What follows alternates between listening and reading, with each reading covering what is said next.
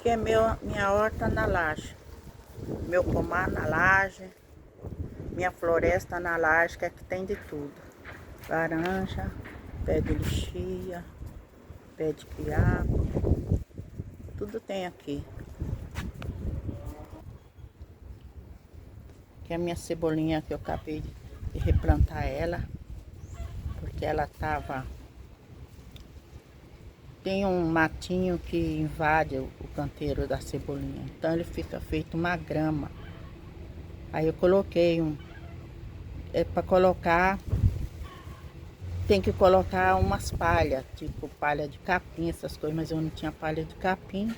Eu coloquei a folha do tomate seco, as folhas secas eu coloquei. Aí para o matinho não invadir tanto.